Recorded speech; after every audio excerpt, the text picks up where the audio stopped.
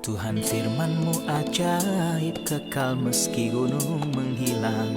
Tiada huruf yang gagal, tak terpatahkan siasat. Hidup seperti-Mu ya Allah, lebih dari emas. Aku bersaksi kitab-Mu, kitab yang suci. Mendengarkan firman-Mu, hibur hati yang luka. Terangilah langkahku kemanapun ku pergi. Biarkanlah firman-Mu berkuasa atasku. Ubahkanku, bebaskanku, ku mau menyenangkan-Mu. Ku mau menyenangkan-Mu. Salam jumpa pemirsa terkasih, saya menyambut Anda sekalian dimanapun Anda berada. Dalam episode yang terbaru, program studi harian kita Semua Kitab Suci. Dalam program ini kita membahas semua studi dalam Alkitab dari Kejadian hingga Wahyu, setiap hari dari hari Senin hingga hari Jumat. Mari kita anggap ini sebagai kesempatan ilahi Tuhan memberikannya kepada kita di akhir zaman, di hari-hari terakhir. Kita dapat membuka Alkitab kepada jutaan orang dimanapun menghargai wahyu-wahyu Alkitab. Mereka mengetahui pikiran Tuhan yang sebenarnya dalam kitab itu terlepas dari ajaran manusia dan jauh dari teori manusia, kata yang jujur. Sekarang kita akan menjelaskan kata susu mental murni tanpa kecurangan. Jika Anda ingin menambah pengetahuan dalam Alkitab, dia akan menemani kita dalam pelajaran kita dalam episode-episode ini. Jika ini untuk pertama kalinya Anda menyaksikan kami dan ingin kembali ke kitab-kitab sebelumnya dalam Perjanjian Lama dan juga Perjanjian Baru, kunjungi situs web kami di semuakitabsuci.com dan Anda akan menemukan semua kitab secara berurutan dan mudah bagi Anda untuk mengunduh episode dan membuat perpustakaan sendiri. Bahkan dapat mendistribusikannya kepada Anda, keluarga Anda, teman-teman Anda. Kita tidak punya waktu lagi untuk disia-siakan di dunia. Kita harus menerbitkan firman Tuhan dengan ajaran yang benar. Kita telah mulai mempelajari surat Rasul Petrus yang kedua, khususnya dalam pasal pertama dari surat ini. Kita telah sampai pada ayat 16 sampai 19. Untuk memulai, izinkan saya untuk menyambut tamu kehormatan di studio, seorang hamba Tuhan, Elia Kirolos. Selamat datang, Saudara Elia. Selamat datang, Saudara Sebuah Ayat. kehormatan. Terima kasih. Kami juga menyambut hadirin di studio. Selamat datang semuanya. Saudara Elia, saya akan membaca beberapa ayat dari ayat Silakan. 16 sampai 19, kemudian saya akan kembali untuk bertanya. Rasul Petrus berkata dalam ayat 16, "Sebab kami tidak mengikuti dongeng-dongeng isapan jempol manusia ketika kami memberitahukan kepadamu kuasa dan kedatangan Tuhan kita Yesus Kristus sebagai Raja, tetapi kami adalah saksi mata dari kebesarannya. Kami menyaksikan bagaimana ia menerima kehormatan dan kemuliaan dari Allah Bapa ketika datang kepadanya suara dari Yang Maha Mulia yang mengatakan, 'Inilah anak yang kukasihi, kepadanya lah aku berkenan.' Suara itu kami dengar datang dari sorga ketika kami bersama-sama dengan dia di atas gunung yang kudus. Dengan demikian kami makin diteguhkan oleh firman yang telah disampaikan oleh para nabi. Alangkah baiknya kalau kamu memperhatikannya sama seperti memperhatikan pelita yang bercahaya di tempat yang gelap, sampai fajar menyingsing dan bintang timur terbit bersinar di dalam hatimu. Amin." Dimulai dengan ayat-ayat ini, Saudara Elia. Dalam ayat 16 berbicara tentang apa yang disebut dengan mitos yang dibuat-buat. Dia berkata karena kita tidak mengikuti dongeng-dongeng isapan jempol manusia. Dan dia mulai berbicara tentang kejadian transfigurasi di mana Tuhan menampakkan diri dan Musa bersama dia dan Elia juga. Mereka menampakkan diri dalam kemuliaan dan rupa Tuhan juga berubah. Sebelum saya berbicara tentang keadegan ini, dia merujuk pada mitos yang dibuat-buat. Dia memperingatkan kita akan hal ini karena ini bisa terjadi hari-hari ini diulangi bersama dengan kebenaran Alkitab. Ya, dia akan bicara panjang lebar di pasal berikutnya. Dia akan mulai dengan guru-guru palsu dan ide-ide serta ajaran-ajaran mereka yang beracun. Dengan mana mereka berhasil, itu berarti bahwa banyak dari mereka dituntun menuju kebinasaan. Mereka menyesatkan banyak orang. Mereka menyesatkan banyak orang. Seringkali guru-guru palsu ini menggunakan apa yang disebut mitos yang dibuat-buat. Atau apa yang Rasul Paulus katakan kepada putranya Timotius yang disebut dongeng ajaib. Yang dimaksud dengan dongeng ajaib atau dongeng rekayasa adalah cerita, kisah, novel, dan ajaran yang ditulis oleh orang-orang sama sekali jauh dari firman Tuhan. Malah saya katakan bertentangan dengan apa yang dikatakan firman Tuhan. Dan memang Ada mitos yang tersebar luas yang dikaitkan dengan para dewa dalam budaya Romawi dan Yunani Benar. pada saat itu. Dan roh-roh aliran sesat, mereka semua percaya dan Saya bertanya, mengenakan bukankah hal itu ada di antara pakaian kita yang sepenuhnya religius. dan dalam agama Kristen? Benar. Dan apakah hal itu dianggap demikian sehingga beberapa orang bertanya pada saya, apakah hal ini tidak ada Iya. dalam Alkitab? Versi ini benar. Anda katakan bahwa hal itu tersebar luas dalam agama Kristen, tetapi kita memberitahu pemirsa bahwa hal itu sangat jauh dari Kristen. Benar. Ini mitos yang Benar. ditanam oleh guru-guru palsu. Tetapi kita harus belajar dari agama Kristen dari Alkitab, bukan dari orang-orang atau guru-guru palsu. Terima kasih atas klarifikasi ini. Benar. Karena musuh ingin menambahkan ragi ke dalam tepung. Dan Lukas, Oke, silakan. sang penulis Alkitab oleh penulis kitab para rasul, dimulai dengan kata-kata manis ini yang telah mulai disusun oleh banyak orang. Jadi ada mitos dan kita harus menjaga pikiran yang kuat terhadap mitos-mitos ini. Bagaimana membedakan mitos? Saya tidak tertarik mempelajari semua mitos di dunia, tetapi kita memiliki Bukti. firman. Saya tidak diharuskan mempelajari teori India, Buddha, komunis, dan lainnya dengan semua budaya dan agama. Namun saya mempelajari firman Tuhan. Mereka yang menyukai firman Tuhan akan diterima. Benar. Apa yang konsisten dengan firman Tuhan itulah yang dibutuhkan. Baik. Dia mulai berkata dengan mengatakan karena kita tidak mengikuti dongeng-dongeng isapan jempol manusia setelah mengenal kamu melalui kuasa Tuhan kita Yesus Kristus dan kedatangannya. Adegan transfigurasi mengingatkan kita pada kuasa Tuhan kita Yesus Kristus dan kedatangannya. Kapan ini akan dilakukan? Kita tahu bahwa Kristus pada kedatangan yang pertama dalam bentuk yang sederhana dan telah lahir. Tidur dalam palungan, hidup sebagai tukang kayu miskin, dan melayani dengan apa yang ada padanya sampai dia membayar upeti di sini dengan mengatakan kuasa kedatangan Tuhan kita Yesus Kristus. Apakah ada kedatangan Kristus yang lain dengan kemuliaan dan kuasa?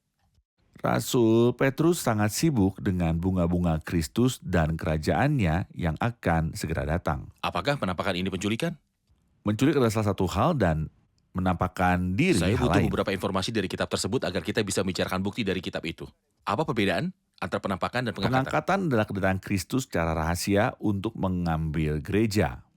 Penampakan adalah kedatangan Kristus secara terbuka bersama gereja untuk dihukum. Suatu hari nanti setiap mata akan melihatnya. Setiap mata akan memandangnya. Siapa yang menikamnya antara penculikan dan kedatangan 7 tahun dikenal di dalam kitab suci, dihitung berdasarkan hari, bulan, dan tahun. 7 tahun antara penculikan dan kedatangan. Rasul Paulus berbicara tentang pengangkatan.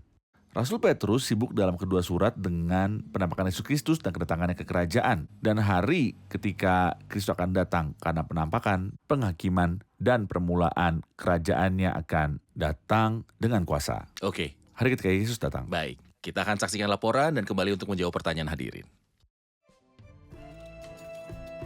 Beberapa tahun lalu, orang-orang mulai berbicara tentang jenis kain sutra baru yang dibuat bukan dari kepompong ulat sutra, tetapi dari kayu.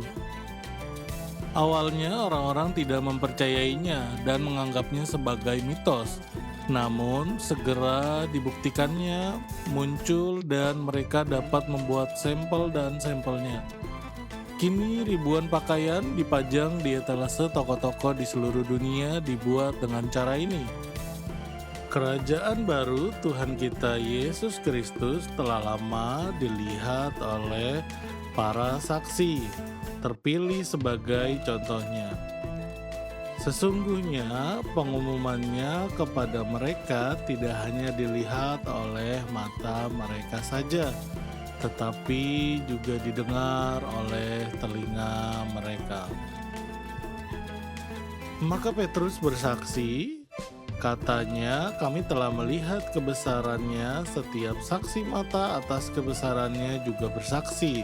Ketika aku menerima suara darinya, ketika aku menerima suara seperti itu dari kemuliaan yang paling agung, inilah anakku yang kukasihi, yang sangat kusenangi tambahnya, dan kami mendengar suara ini datang dari surga.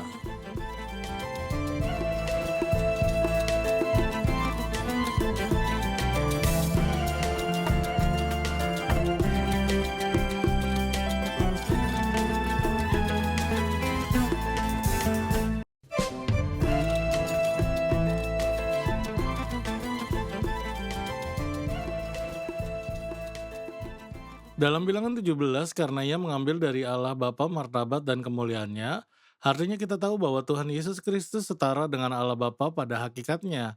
Harapan atas apa yang dimaksud dengan mengambil dari Allah Bapa yaitu martabat dan juga kemuliaannya. Silakan. Rasul Petrus mulai berbicara tentang kemuliaan Kristus dan tentang kedatangan kerajaannya. Terutama dalam menghadapi guru-guru palsu seperti itu yang menyangkal mirip dengan apa yang dia katakan. Kepada kita dalam pasal 2 mereka menyangkal Tuhan yang Dia telah telah memberi memberi mereka. Mereka menyangkal ketuhanan kedaulatan Tuhan Yesus Kristus.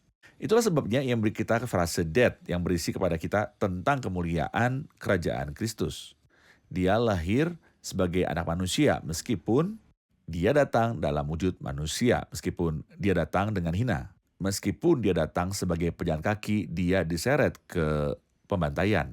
Tetapi ini adalah yang dihormati dan dimuliakan oleh Tuhan. Dari Tuhan sekarang, Alkitab mengatakan maka Tuhan mengangkatnya dan memberinya nama di atas segala nama. Dalam adegan transfigurasi, kita melihat gambaran penghormatan kepada Tuhan kita, Yesus Kristus ketika dia mengubah wujudnya dan wajahnya menjadi seperti matahari yang terdengar suara dari surga berkata, "Ini dia anakku yang kukasihi, yang kepadanya aku berkenan, dengarkanlah dia." Kita dapat menunjukkan kepada saksi kitab yang di dalamnya ini terjadi. Adegan kerajaan ini adalah adegan transfigurasi. Dan kita paham apa yang dimaksud dengan makna kata kedatangannya dengan kemuliaan dan kuasa. Kedatangan Tuhan Yesus dengan kemuliaan dan kuasa, jika kita ke misalnya Matius 17, karena ini terjadi dalam Matius 17 dan juga Markus 9a, juga dalam Lukas 9. Pertama Matius 17. Jika kita bersama ada di tempat kejadian ini, Matius 17. Dalam Matius 16, terakhir Tuhan mengatakan kebenaran, "Aku berkata kepadamu, siapapun yang naik ke sini, orang tidak akan merasakan kematian, sampai mereka melihat Anak Manusia datang dalam kerajaannya." Dalam kerajaannya. Itu berarti datang ke kerajaan dengan kemuliaan dan kuasa. Setelah itu dia memberitahu kita tentang kejadian transfigurasi. Apa hubungan kejadian transfigurasi dengan kedatangan Kristus, Raja Milenium, atau kedatangan kemuliaan dan kuasa? Bagaimana dengan Raja-Raja Milenium? Pertama-tama adegan di mana Nabi menegaskan dalam kelopak bunga, saya menulis wahyu. Ketika Markus dan Lukas membacakan litani saat-saat di mana transfigurasi disebutkan, firman kerajaan disebutkan. Baik. Maksud saya yang mulia, Anda menyebutkan ayat yang ada di Matius 16. Terakhir, mereka melihat anak manusia datang dalam kerajaannya. Dan kemudian di Markus pasal 9 dia mengatakan kerajaan Allah telah datang dengan kuasa. Sehubungan dengan kerajaan ini dalam Injil Lukas pasal 9 nomor 27, tinggi menerima fase kedua. Sesungguhnya di antara orang yang hadir di sini ada yang tidak akan mati sebelum mereka melihat anak manusia datang sebagai raja dalam kerajaannya. Jadi pemandangan ini adalah gambaran dari Raja Tuhan kita, Yesus Kristus. Bagaimana pemandangan ini? Ketika Tuhan Yesus Kristus datang dan Musa dan Elia muncul bersamanya. Mereka berbicara kepada tentang bagaimana dia ingin menyelesaikannya. Itulah salib. Itulah salib. Dan kemudian ada adegan indah di mana kita melihat salib Tuhan Yesus Kristus dan di mana kita juga melihat hadiahnya. Apa hadiahnya? Ini adalah anakku yang terkasih yang sangat ku senangi. Dengarkan. Saya juga memiliki sesuatu yang lain. Saya melihat di dalamnya penyelesaian dari seluruh adegan orang-orang percaya perjanjian lama yang diwakili oleh Elia dan Musa dan orang percaya perjanjian baru yang diwakili oleh Petrus, Yakobus, dan Yohanes. Semuanya berada dalam manifestasi kerajaan Allah. Saya melihat dia di dalamnya juga gereja, termasuk umat beriman yang mati dan yang hidup. Dan saya akan menunjukkan di dalamnya seluruh adegan dengan Tuhan Yesus Kristus yang berada dalam kesempurnaan, kemuliaan. Dia memiliki banyak. Saya membayangkan bahwa Tuhan akan berkata dalam kesimpulan di pasal 16 Injil Matius bahwa siapapun yang ada di sini, orang-orang tidak akan merasakan kematian sampai mereka melihat kerajaan Allahnya. Dan dia menunjukkan dia menjadi contoh untuk kerajaan yang akan datang. Dan ketika Petrus, Yakobus, dan Yohanes diambil, bentuknya berubah, dan Musa muncul bersamanya. Juga Elia. Inilah yang akan Anda lihat sebagai Raja Milenium. Ketika perkataan Tuhan berubah di depan mereka, ketika pakaiannya putih, dan ketika wajahnya seperti matahari. Sangat mengagumkan. Saya tidak mengerti mengapa dia ada di sini. Ketika Musa dan Elia bersamanya, mereka mewakili lingkaran surgawi di kerajaan 1000 tahun. Orang benar akan bersinar seperti matahari, seperti yang dikatakan Alkitab tentang hal itu, yaitu kerajaan Bapa di mana orang-orang percaya ada di surga. Mereka yang terkubur akan dibangkitkan, dan mereka yang hidup akan diubahkan. Musa dan Elia menggambarkan keduanya di lingkaran kerajaan Bapa. Sementara Yakobus, Petrus, dan Yohanes mewakili rakyat kerajaan pada masa 1000 tahun. Sangat indah. Pemandangan kerajaan yang layak dihormati. Tuhan, Allah Bapa berkata kepada anaknya, inilah anakku yang kukasihi, kepadanya lah aku berkenan. Terima kasih Saudara Elia, pemandangan yang sungguh sangat indah. Ketika dia berkata ia menerima kehormatan dan kemuliaan dari Allah Bapa, ketika datang kepadanya suara dari Yang Maha Mulia yang mengatakan, inilah anak yang kukasihi, kepadanya aku berkenan. Suara itu kami dengar datang dari sorga ketika kami bersama-sama dengan dia di atas gunung yang kudus. Kemudian dia mulai menceritakan kesaksiannya tentang mendengar dan melihat.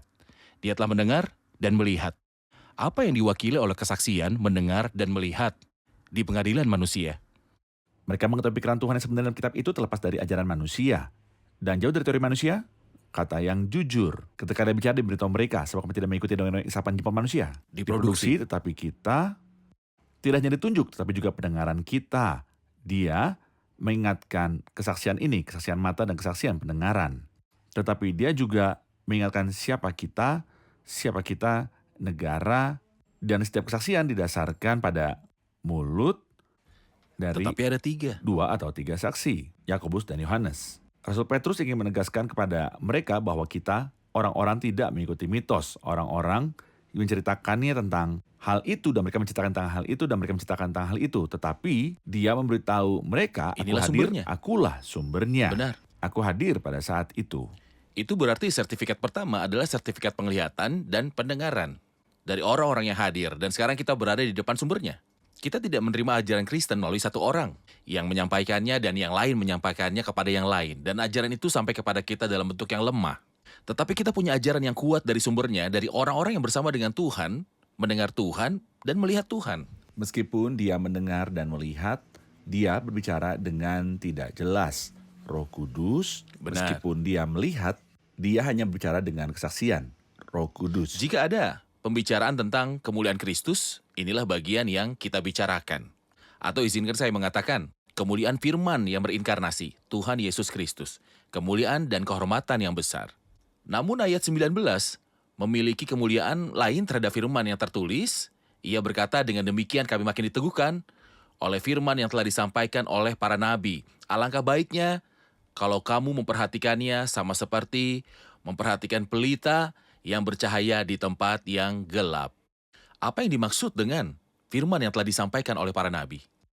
Ya, sejauh yang saya pahami, firman itulah yang menyampaikan pada kita segala sesuatu yang ada dalam pikiran Tuhan. Baik, Segala sesuatu yang ada dalam pikiran Tuhan mengenai Kristus, dan segala sesuatu yang ada dalam pikiran Tuhan mengenai orang percaya. Dan segala sesuatu yang ada dalam pikiran Tuhan mengenai dunia juga, seluruh kitab suci. seluruh Alkitab. Firman. Seringkali guru-guru palsu ini menggunakan mitos. Segala sesuatu yang bawa pikiran Tuhan dari sisi manusia dan dari sisi dunia ini. Firman yang memberitahu kita apa yang terjadi dan apa lagi yang akan terjadi. Jika saya ingin mengetahui pikiran Tuhan dalam hal apapun, kita harus pergi ke kitab suci. Dan pikiran Tuhan ditarik dari arah dunia spiritual ke kitab suci. Kita memiliki firman nubuat yang dia buktikan. Firman nubuat itu terbukti. Apakah saya tidak dapat membuktikan bahwa itu terbukti sekarang setelah kita melihat dan setelah kita mendengar? Kita perlu tahu. Saya pikir keduanya. Dia terbukti dengan apa yang telah kita lihat. Karena kita mendengar konstanta. Tapi itu konstanta. Tapi dia adalah konstanta. Benar sekali. Tapi itu juga terbukti dengan segala sesuatu yang ada di sekitar kita jika kita ingin. Benar. Kita mendengar cerita dari orang-orang. Kita memiliki apa yang terbukti. Baik. Kita memiliki cerita bahkan dari orang Tuhan yang baik, suci dan saleh. Ya, manusia itu kuat, tapi kita memiliki apa yang terbukti. Oke. Tapi dia memberi kita nasihat manis yang sebaiknya Anda perhatikan. Karena Perhatikan. itu adalah dia. Cahaya yang bersinar di tengah kegelapan dunia ini. Baik. Salah satu bacaan edisi ini, izinkan saya membacanya, dan Silakan. 2 diantaranya adalah untuk pengetahuan. Ia menyampaikan firman nubuatan kepada kita, dan ia membuktikan bahwa Anda melakukannya dengan baik jika Anda memperhatikannya di dalam hati Anda. Menyulap sebuah firman di dalam hati Anda berarti perhatian tetap berada Sebelumnya. di dalam hati. Adapun Mereka adalah- Sarah, penerangan di tempat yang gelap hingga fajar menyingsing, bintang pagi menyingsing di dalam hati Anda. Apa maksud ayat ini? Menurut saya, pertama-tama sangat penting untuk memperhatikan firman Tuhan. Perhatikan dengan hati Anda terkena firman Tuhan tetap dalam bentuk apa yang dikatakan oleh kitab Yeskiel sebagai puisi kerinduan akan keindahan suara yang menyempurnakan permainan. Artinya dengarkan firman, dengarkan khotbah, dan dengarkan programnya. Iya, damai apa yang dikatakan saudara Al-Nahardah. Obat dan Dia berjalan dan dimensi. lupa. Namun perhatikanlah dia, aku menyukai Di dalam di hatiku. Kata-katamu Sungguh ada luar di biasa. hatiku. Saudara terkasih bahwa kita memperhatikan firman Tuhan. Jika kamu mengetahui ini, Benar. aku akan memberkatimu Benar. jika kamu melakukannya. Perhatian dan penyimpanan firman Tuhan ini tetap ada sampai matahari pagi yang cerah itu terbit. Tuhan Yesus datang kepada orang dikasihinya, kepada miliknya sendiri dan kepada gereja. Terima kasih, kita rehat sejenak dan kembali untuk menjawab pertanyaan hadirin.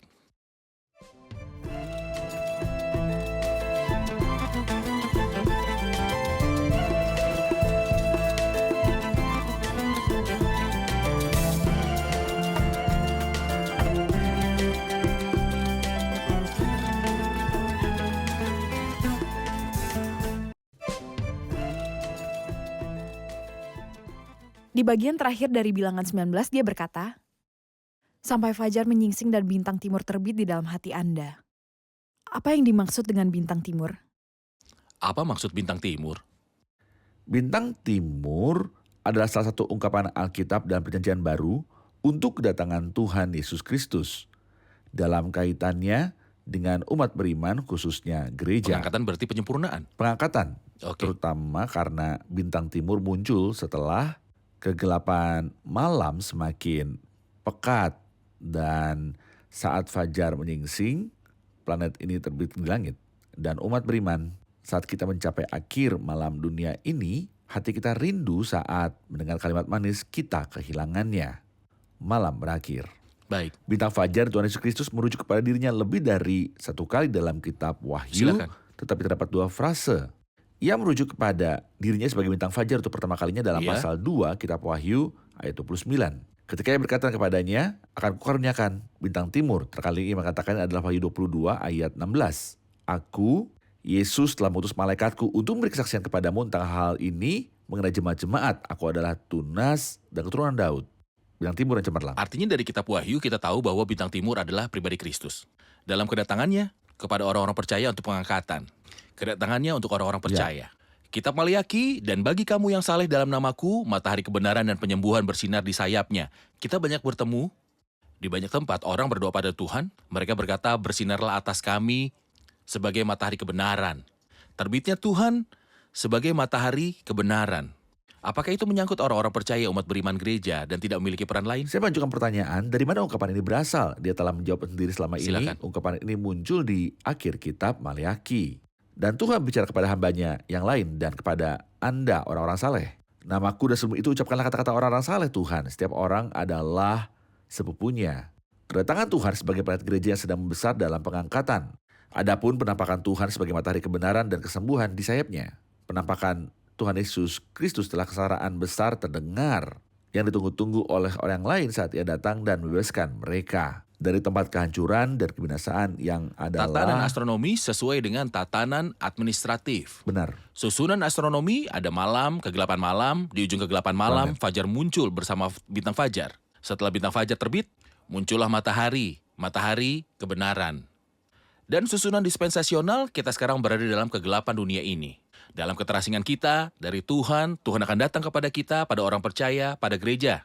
Sebagai bintang fajar. Lalu bangsa Israel, umatnya di masa lampau akan masuk masa kesusahan besar. Lalu Tuhan akan menampakkan diri pada mereka sebagai matahari kebenaran dengan kesembuhan di sayap-sayapnya. Betapa agung firman Tuhan. Ya, Terima kasih Saudara dan Elia. betapa indahnya Kita bersyukur kedatangan pada Tuhan, baik sebagai bintang bagi gereja maupun sebagai matahari. Kebenaran. Itu berarti kegelapan semakin kuat seiring dengan meningkatnya Ya. intensitasnya. Dan kita punya firman Firman nubuat, nubuat. jadi kita harus berpegang teguh padanya dan memperhatikannya dalam hati kita. Tuhan memberkati, terima Tuhan kasih, memberkati saya Anda. menikmati belajar bersama Terima Anda. kasih saudara Ayat. Kita lanjutkan diskusi di episode selanjutnya. Amin. Tuhan memberkati. Terima kasih semua.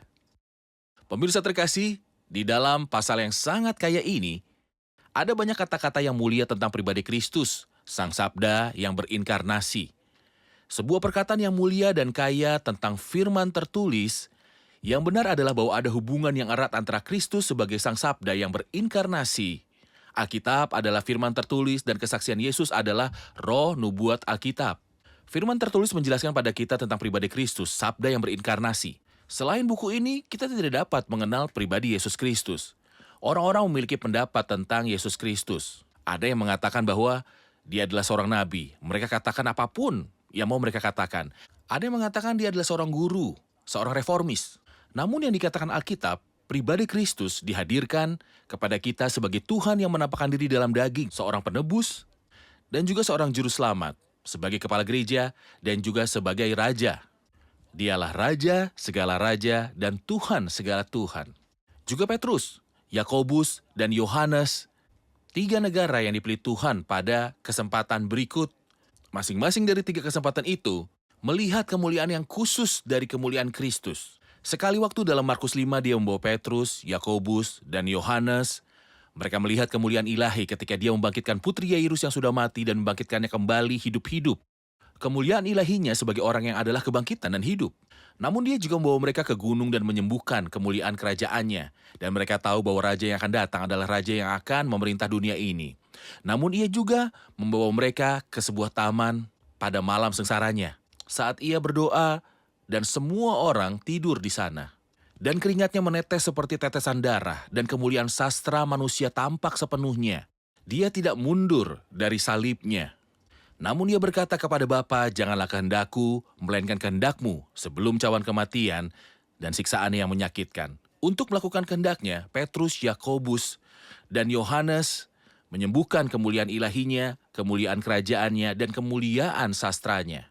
Saya mendorong Anda pemirsa terkasih bahwa Anda sedang mendekati pribadi Kristus. Anda akan mencintainya. Percayalah, Anda akan mencintainya jika Anda mendekat kepadanya.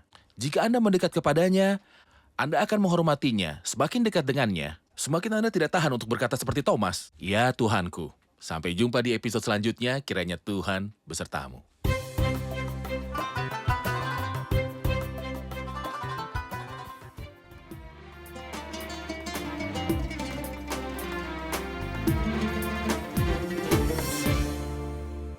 ما تصدقش انكسار يمنع فيك الحياة ولا يوم يجي انتصار ما بتسبقهوش القمر ما تصدقش انكسار يمنع فيك الحياة ولا يوم يجي انتصار ما بتسبقهوش القمر لا انهيار غني جاي النهار غني لا انهيار غني جاي النهار غني ارفع نغمة أوطارك غني غني غني غني وكمل ترحالك وانطالق قول أعني وهو مكمل مشوارك غني غني وكمل ترحالك وانطالق قول أعني